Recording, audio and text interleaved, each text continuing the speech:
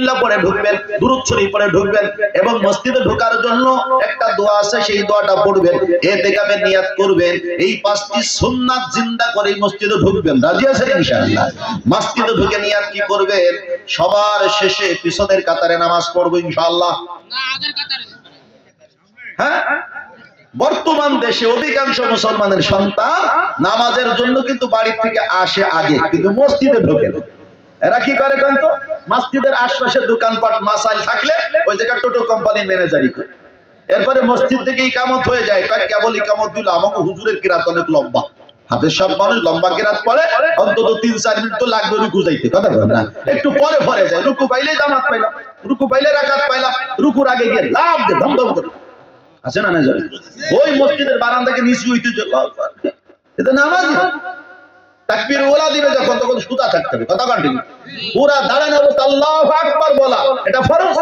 যদি জুইকা রুকুর মধ্যে এটা আল্লাহু আকবার, এটা রুকুর আল্লাহু আকবার, তাকবীরে তাহরিমা তো হয়নি, কথা কন্টিনিউ, ঠিক না? আমাদের দেশে কিছু মুসলমানের কো আছে না নাই? নবীজি সাল্লাল্লাহু আলাইহি সাল্লাম বলে, আমার উম্মতেরা যদি জানতো আযান দেওয়ার ফজিলত কত বেশি, আযানের মর্তবা কত বেশি, মুয়াজ্জিনের মূল্য কত বেশি, মুয়াজ্জিনের দাম কত বেশি, এইটা যদি জানতো, প্রথম কাতারে নামাজ পড়ার গুরুত্ব কত বেশি, প্রথম কাতারে সফে আউয়ালে নামাজ আদায় করার ফজিলত কত বেশি, মূল্য কত বেশি, দাম কত বেশি, এটা যদি জানতো, তাহলে এত পরিমাণ মানুষ আযান দেওয়ার জন্য আগ্রহ প্রকাশ করত, এত বেশি পরিমাণ মুসলমান প্রথম কাতারে নামাজ পড়ার জন্য ভিড় করত। কে পড়বে, কে আযান দিবে, এটা ফাইনাল করার জন্য লটারি দিতে হইতো। আর আমাদের দেশে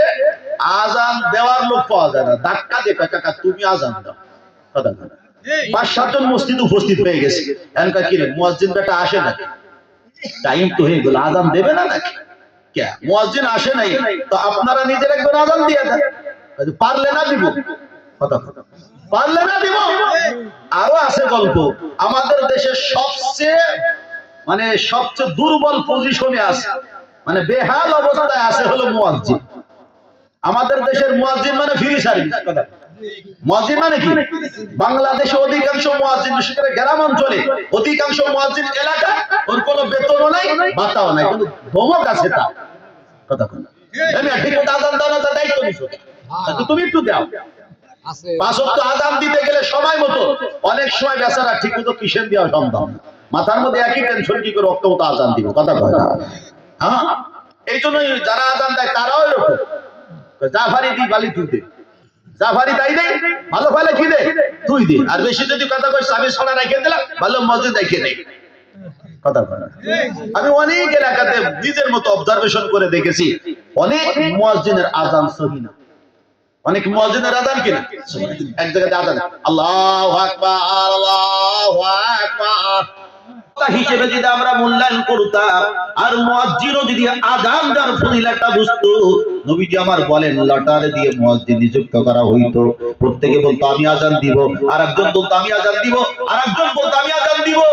একজন বলতো তুমি না কত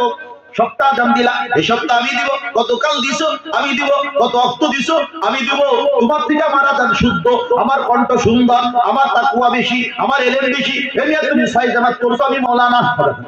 তুমি মাওলানা আমি মুফতি, গালি মুফতি আমি হাফেজ, বুঝানোর জন্য বলতেছি, মানে যে যার যোগ্যতাতে সব দেখাতো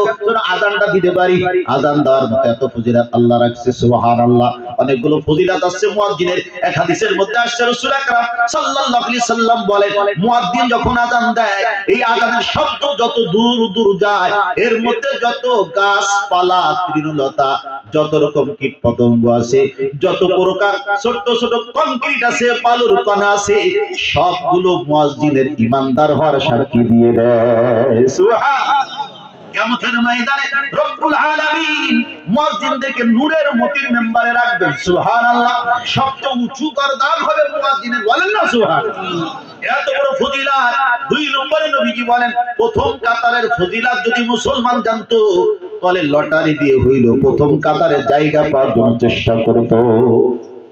আমাদের দেশের মুসলমান শেষ কাতারের প্রতিযোগিতা করে,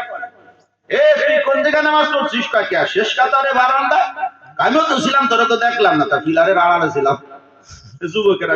কথা ঠিক না? ঠিক। হ্যাঁ, প্রথম কাতারের প্রতিযোগিতা হয় শুক্রবারে। হ্যাঁ জোরে কান করু আরে আগে আইসে না পরে আইসে উনি আইসে পরে ডাক্তারে কয় সর সামনে যাবো কে সামনে যদি বসতে হয় প্রথম কাতারে আগে আগে আসতে হবে কথাটা এ নিয়ে যে বাংলাদেশে কত মারামারি কত জ্ঞান দাম এমনও আছে কিছু মুসল্লি রাগে মসজিদে আসে না বারবার অনেক জায়গায় এই সমস্যার মধ্যে আমরা পড়ি কিছু মুসল্লি আছে এরা আসবে পরে কিন্তু প্রথম কাতারে এসে ইমামের সাথে পিছনে পড়ে ভালো করে মনে রাখবেন ইসলাম এত সুন্দর মসজিদের মধ্যে দুইজনের জায়গা মাত্র নির্ধারিত এক হলো ইমামে আর এক হলো মুয়াজ্জিন এই দুইজনের জায়গা আর কেউ বসতে পারবে না কথা কয় না এছাড়া যত জায়গা এগুলো কারা বসবে যে আগে আইবে সে বসবে যে আগে আইবে সে বসবে কেউ কাউকে জোর করে উঠাই দেওয়া যাবে না মনে করেন একজন যুবক ছেলে আপনার নাতি বয়সী যে প্রথম কাতারে বসছে একদিন মহব্বত করে আগে আগে এসে বসে গেছে আপনি মুরব্বী যদি এসে কয় এই তুই এখানে বসতে জানিস না এই যে আমি নিয়মিত বসি নিয়মিত বসার কথা ঠিক আজকে তো আপনি আগে আসতে পারেন না কথা কথা আজকে যে এখানে আসছে সেখানে বসবে হ্যাঁ যুবক ছেলেটা যদি চিন্তা করে আমার এই দাদা নিয়মিত এই জায়গায় বসে মুরব্বী মানুষ তা আমি একটু নিজে পিছনে চলে যাই ওনাকে সামনে এনে দেই এটা হলো আপনাকে সে সম্মান করলো তখন আপনি এই জায়গায় বসতে পারবেন সে যদি জায়গা না ছাড়ে বাইরে বসে আবার ধমক দিয়ে না বেয়াদব তোর তো গাছটা শয়তান ভাদিনি তোর কোথাও দেখি নেই আমি মুরব্বী মানুষ তোর পিছনে বসা তুই খালি এদিক ওদিক তাকাস আবার একটু জায়গা ছাড়ি না বাপ তো আমার জায়গা ছেড়ে দেয় এই ডায়লগ দেওয়া যাবে না কথা কন ঠিক না ঠিক না যে আগে আইবে সে কি করবে জোরে বল না আগে বলবে এই নীতি যদি মসজিদে থাকে কোনো মারামারি হবে না দুই ঈদের নামাজে এমনও কিছু মুসল্লি প্রথম কাতারে আসে যারা রমজানের রোজা রাখে নাই আরে কথা কন ঠিক না ঠিক